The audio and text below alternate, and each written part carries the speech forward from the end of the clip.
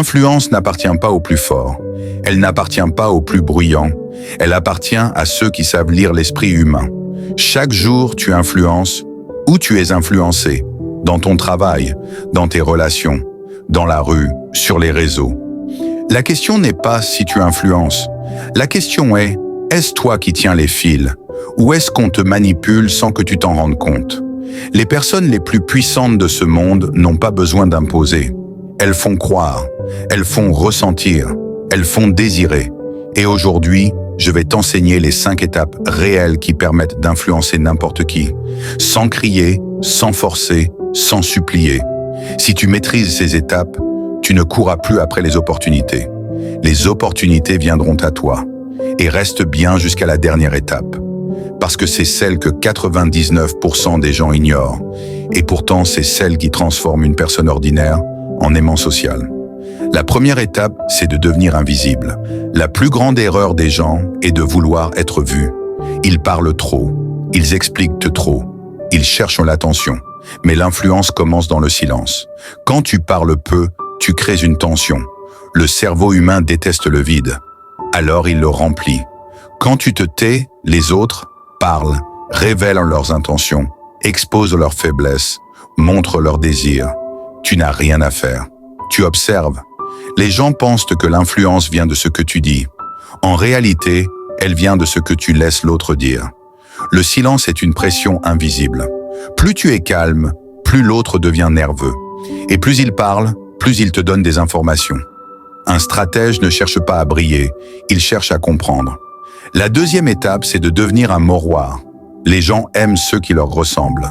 Pas ceux qui sont meilleurs, pas ceux qui sont plus intelligents, ceux qui leur ressemblent. Tu veux influencer quelqu'un? Fais-lui sentir. Tu es comme moi. Tu parles comme lui.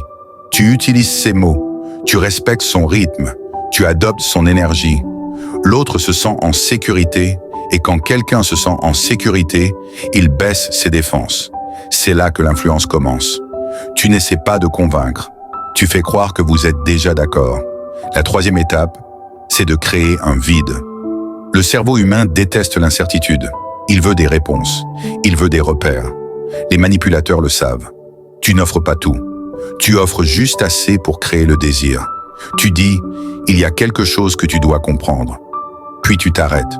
Tu dis, peu de gens savent ça. Puis tu changes de sujet. Tu laisses l'autre penser à toi. Et quand quelqu'un pense à toi sans que tu sois là, tu es déjà en train de le contrôler. La quatrième étape, c'est de leur faire croire que ce sont leurs idées. Les gens résistent quand tu leur dis quoi faire, mais ils adorent de faire ce qu'ils pensent avoir décidé. Donc tu ne dis jamais « fais ça ». Tu dis « qu'est-ce que tu ferais à ma place ?» Tu ne dis jamais « tu devrais ». Tu dis « tu penses que ce serait une bonne idée de… » Et l'autre pense que ça vient de lui.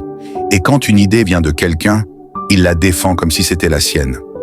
La cinquième étape, c'est de leur donner une identité. C'est l'étape la plus puissante. Les gens ne suivent pas des ordres. Ils suivent des identités. Tu ne dis pas « sois discipliné ».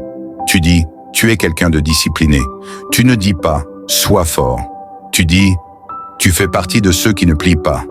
Les gens se comportent comme ce qu'ils croient être. Donne-leur une identité et ils feront le reste. Alors la réalité, c'est que l'influence n'est pas une question de force, c'est une question de compréhension. Tu peux continuer à parler ou tu peux apprendre à contrôler. Si ce contenu t'a ouvert les yeux, abonne-toi à l'architecte du pouvoir. Ici, on ne suit pas la foule, on la comprend, on la façonne. Et rappelle-toi, celui qui comprend l'esprit humain ne demande jamais le pouvoir, il l'obtient.